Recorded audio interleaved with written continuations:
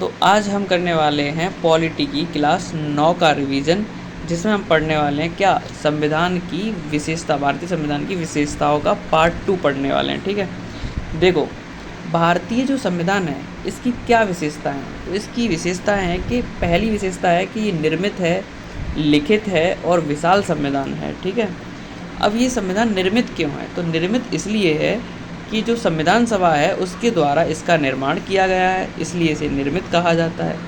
लिखित क्यों है? इसको लिखा गया है, जैसे कि इंग्लिश में मान लो प्रेम बिहारी नारायण रायजादा ने लिखा है और हिंदी में वसंत कृष्ण वैद्य ने लिखा है, इसलिए लिखित है।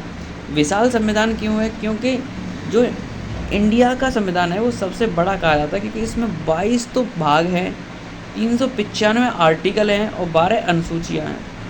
नियमों और कानूनों का संग्रह है इसमें, एकीकृत धार्मिक और सांस्कृतिक विविधता और स्थानीय सुशासन के प्रावधान हैं इसमें, इसलिए हम इसे विशाल संविधान कहते हैं। ठीक है, एक पॉइंट आता है कि संविधान के प्रकार, यानी कि संविधान को तुम कितने भागों में बांट सकते हो। तो संविधान के प्रकार, विकास और लेखन के आधार पर संविधान को 2 भागों में बांटा जाता है।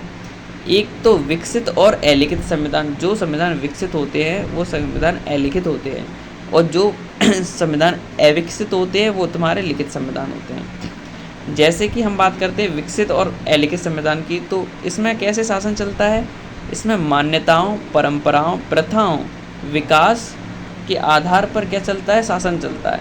लिखित संविधान की यहाँ आवश्यकता महसूस नहीं होती। एग्जाम्पल में ब्रिटिश कॉन्स्टिट्यूशन कैसा है? एक अलिखित संविधान है और विकसित संविधान है। ठीक है, वहीं बात करें हम अविकसित और लिखित संविधान की, तो जिनको लिखा गया है एक निश्चित प्रक्रिया द्वारा, इनमें आज भी संविधान संशोधन के माध्यम से नए प्रावधान का समावेश किया जाता है।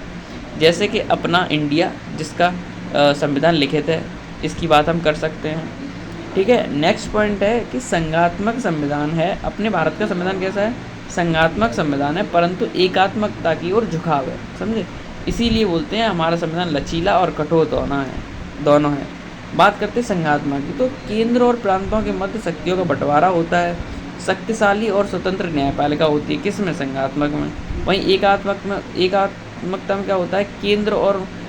केंद्र मजबूत होता है और प्रांतों के पास कोई विशेष शक्ति नहीं होती। ठीक है, वही जो केंद्र होता है वो राज्यों की सीमा, नाम में परिवर्तन और क्षेत्र में परिवर्तन कर सकते हैं। वहीं नए राज्यों का सृजन और पुराने राज्यों को ख़त्म भी कर सकते हैं। ठीक है, अब बात करते हैं जो मतलब तुम्हारा संघात्मक संविधान है और एकात्मक संविधान है, इसकी क्या विशेषता है।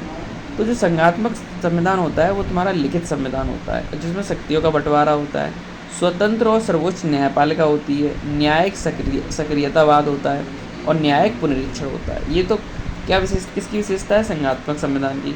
वहीं एकात्मक संविधान की विशेषता है कि जैसे कि भाग अपना 1 है, जिसमें आर्टिकल 1, 2, 3, 4 नहीं, आर्टिकल 2, 3, 4 उसकी बात कर सकते हैं एकात्मक संविधान में। एकल नागरिकता होती है एकात्मक संविधान में, इसकी बात कर सकते हैं। एकीकृत न्याय व्यवस्था होती है, केंद्र द्वारा राज्यों में राज्यपाल की नियुक्ति, ये भी इसमें होता है। अवशिष्ट विषय केंद्र में नियुक्त होना, ये भी इसका एक वो है।